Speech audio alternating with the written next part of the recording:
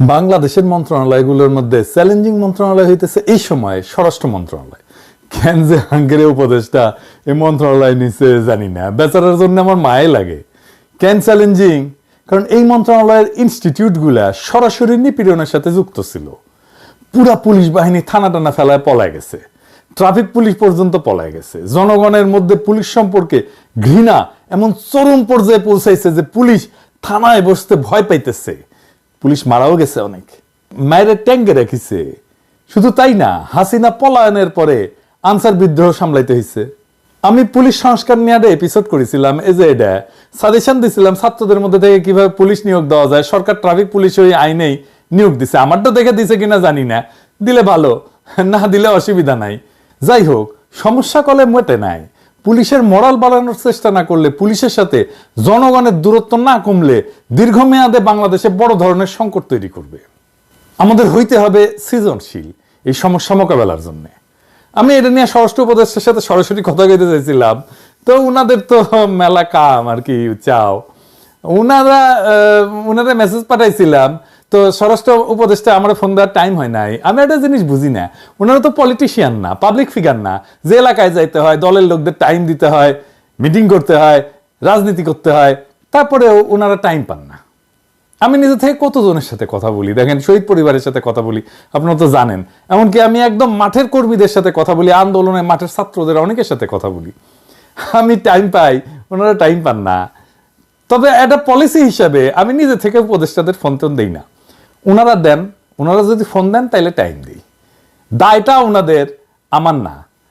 ওনারা দায় বোধ করলেই আমি ওনাদের সাহায্য করব। এমনকি আমি প্রফেসর ইউনূসেরও বলছি যে স্যার, আপনার প্রয়োজন হইলে আমরা কল দিয়েন বা মেসেজ পাঠাইন, যদি কখনো মনে করেন। যদি মনে করেন আমার সাথে আলাপ করার দরকার আছে, কল দিয়েন, আমি আছি। তবে উনি জানাইছেন আমার এই যে ওনার সরকার নিয়ে আমার এই ক্রিটিসিজম গুলো জরুরি আর দরকারি মনে করেন। উনি বলছেন আমি যেন এই কাজটা চালায় যাই। তো যাই হোক, প্রফেসর ইউনূসকে ধন্যবাদ। আপনাদেরও জানা থাকলো যে ওনার সাথে আমার যোগাযোগটা আছে আর কি। যাই হোক, এখন আমার ক্ষুদ্র ভ্রাতার ভগিনীরা কইতে পারে যে দাদা, আপনি উপরে উপরে সমালোচনা করেন, এত বাম্বু দেন আর তলে তলে টেম্পু চালান। যাই হোক, প্রসঙ্গে আসি। কেমনে পুলিশের মরাল বাড়ানো সম্ভব আর জনগণের সাথে দূরত্ব কমানো সম্ভব?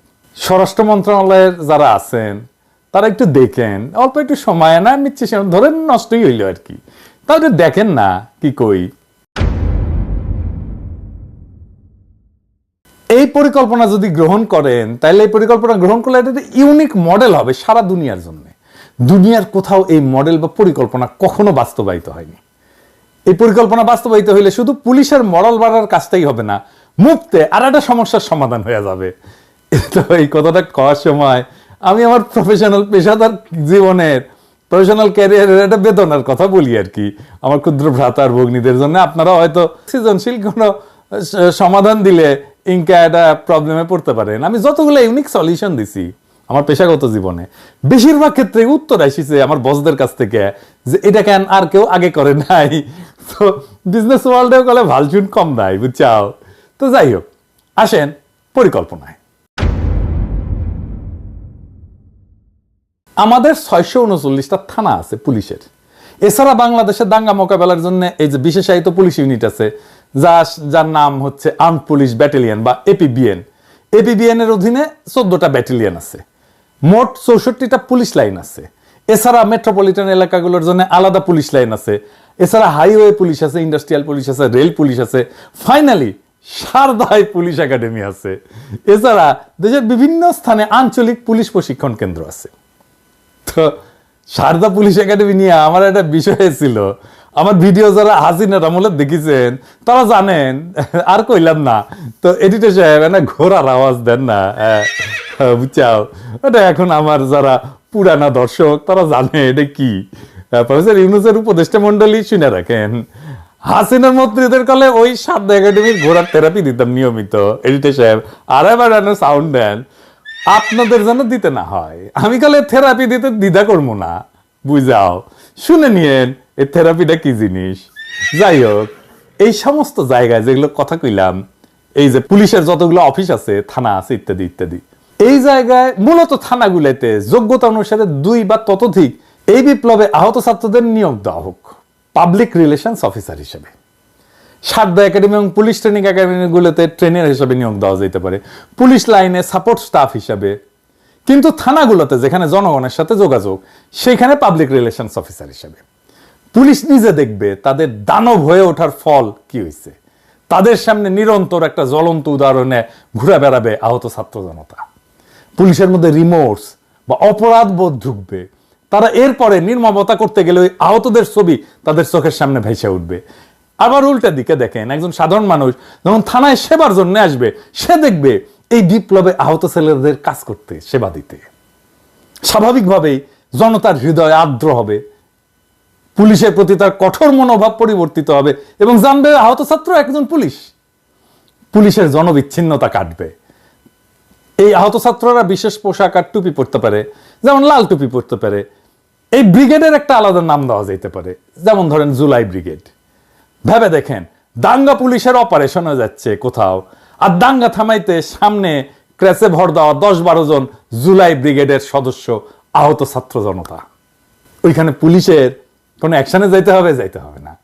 এই পুলিশের দিকে কেউ ঢিল ছুড়বে না, এই পুলিশকে কেউ মারতে আসবে না। কারণ সামনে গার্ড হয়ে, শিল্ড হয়ে দাঁড়ায় থাকবে আমাদেরই ভাইয়েরা, আহত ছাত্ররা, আমাদেরই বাচ্চারা। পুলিশের নির্মমতা সারা দুনিয়াতেই গেল একটা সমস্যা। এই মডেল সারা দুনিয়াতে পুলিশের নির্মমতা দূর করার ক্ষেত্রে এক যুগান্তকারী পদক্ষেপ হইতে পারে। পুলিশের নির্মমতার শিকার পুলিশেই নিয়োগ দেওয়া হবে।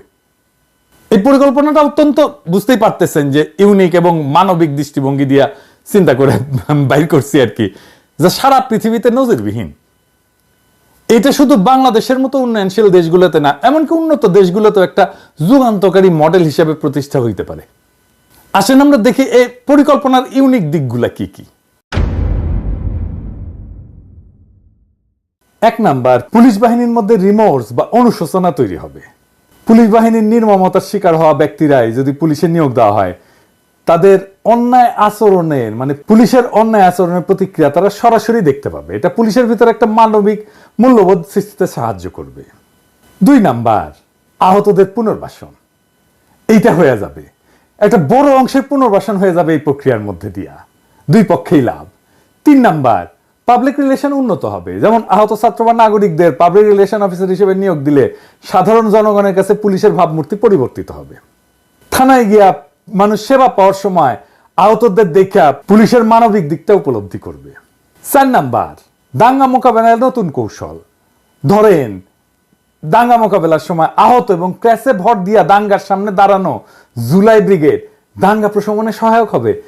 এরা তো সাহসী ছেলে, এরা তো দাঙ্গার সামনে দাঁড়াইতে ভয় পাবে না, ওইখানে যেই তো তারা আহত হয়েছে। এবং তাদেরকে যখন সামনে দেখবে, তখন এই পুলিশের উপরে থেকে ঢিল ছুড়বে না। এই কৌশলে পুলিশকে সহিংসতা ছাড়া পরিস্থিতি নিয়ন্ত্রণে সাহায্য করতে পারে। 5 নাম্বার, বিশ্বব্যাপী পুলিশের নির্মমতা সমস্যার সমাধানের মডেল হিসেবে এটা দাঁড়ায় যেতে পারে। আমেরিকা, ইউরোপ, এমনকি অন্যান্য দেশে পুলিশের নির্মমতা একটা বড় সমস্যা। এই মডেল সেইখানে গ্রহণযোগ্য হইতে পারে। রেস্টোরেটিভ জাস্টিস প্রোগ্রাম বলে একটা মডেল আছে, যাতে নির্যাতিতদের সাথে অপরাধীদের সামনাসামনি বসানো হয়, যাতে অপরাধীরা তাদের কর্মের প্রভাব বুঝতে পারে। কিন্তু আমি যে প্রোগ্রামের পরিকল্পনা দিলাম আর কি এতক্ষণ ধরে, এটা কিন্তু রেস্টোরেটিভ জাস্টিস প্রোগ্রামের মতো না। আমি বলতেছি সরাসরি পুলিশ বাহিনীতে আহতদের নিয়োগ দিতে হবে। এই পরিকল্পনা প্রভাব কি পড়তে পারে? 1 নম্বর প্রভাব, পুলিশের আত্মসমালোচনা এবং অনুশোচনার সুযোগ তৈরি করবে। এটা তো তৈরি হয় নাই, এটা আমাদের তৈরি করে দিতে হবে। আহতদের চোখের সামনে দেখতে দেখতে পুলিশ নিজেরাই সংযম এবং মানবিক আচরণ করতে শিখবে। এটা কাউকে আর শিখাই দিতে হবে না, আমরা তার স্পেস তৈরি করে দিলাম। 2 নাম্বার, সামাজিক মেলবন্ধন এবং বিশ্বাস তৈরি করবে। আহত ব্যক্তিরা সেবা প্রদান করলে সাধারণ মানুষের মধ্যে পুলিশের প্রতি যে বিদ্বেষ, সেটা কমে আসবে। 3 নাম্বার, আইন শৃঙ্খলা পরিস্থিতির উন্নয়ন হবে। সহিংসতার পরিবর্তে পুলিশ সমস্যা সমাধানের জন্য মানবিক এবং কৌশলী পদ্ধতি অবলম্বন করতে পারবে। তবে এই প্রোগ্রামের কিছু চ্যালেঞ্জ তো আছেই, সব প্রোগ্রামেরই চ্যালেঞ্জ থাকে, দুর্বল কিছু দিক থাকে, সেটাও বলে রাখি। 1 নাম্বার হইতেছে যে পুলিশ বাহিনীর মধ্যে থেকে এই মডেলের বিরুদ্ধে প্রতিরোধ আসতে পারে, কারণ এই পরিবর্তনকে নিজের জন্য সে হুমকি মনে করতে পারে, বা তারা মনে করতে পারে যে এটা পুলিশকে দুর্বল করার একটা প্রচেষ্টা। 2 নাম্বার, আহতদের জন্য একটা আলাদা মানসিক চাপ তৈরি হইলেও হইতে পারে। আমি ঠিক শিওর না যে আহতরা তাদের নির্যাতকের সাথে কাজ করতে গিয়ে আলাদা কোনো মানসিক চাপের মধ্যে পড়ে কিনা, এটা পরীক্ষা করে দেখতে হবে। তাইলে এটাকে কিভাবে ইমপ্লিমেন্ট করা যায়, এটাকে কিভাবে বাস্তবায়িত করা যায়। আমি যদি এটা ইমপ্লিমেন্ট করতাম তাহলে আমি পাইলট প্রজেক্ট করতাম, মানে শুরুতে কয়েকটা থানায়, ধরা যাক 10টা থানায় বা বিশেষ ইউনিটে এই মডেল চালু করতাম, ফলাফল মূল্যায়ন করে পরবর্তীতে এটা বিস্তৃত করতে পারতাম। এবং এই 10টা থানায় নিজেদের মধ্যে একটা প্রতিযোগিতা হইতো যে কে ভালো রেজাল্ট দেখাইতে পারে। দেখতেন এটার মধ্যে 2টা খুবই ভালো করছে, 2টা খুবই খারাপ করছে, আর বাকিগুলো মাঝারি। যে 2টা খুবই ভালো করছে সেই 2টা আসলে কি মডেল ফলো করছে, কিভাবে ইমপ্লিমেন্ট করছে, সেই শিক্ষাটা কাজে লাগতো।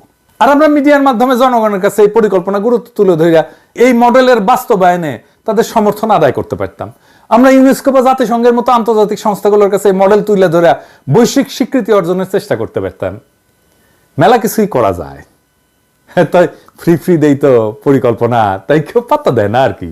তার উপরে বগরের ভাষায় কথা বলি তো, আমি তো আবার শিক্ষিত না, বুঝছাও, 2 পয়সার ইউটিউবার তো কই আর রাখলাম আর কি। প্রফেসর ইউনূসের সরকার করুক না করুক, অন্য কোনো দেশের সরকার তো বাস্তবায়ন করতেও পারে এই পরিকল্পনা।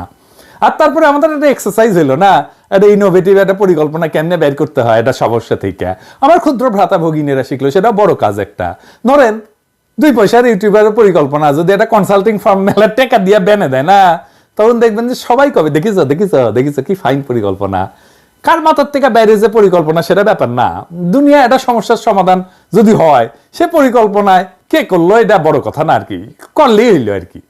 তবে এই সরকারের সমস্যার এরকম ইনোভেটিভ বা সৃজনশীল সমাধান বের করে দেওয়ার চেষ্টা করব।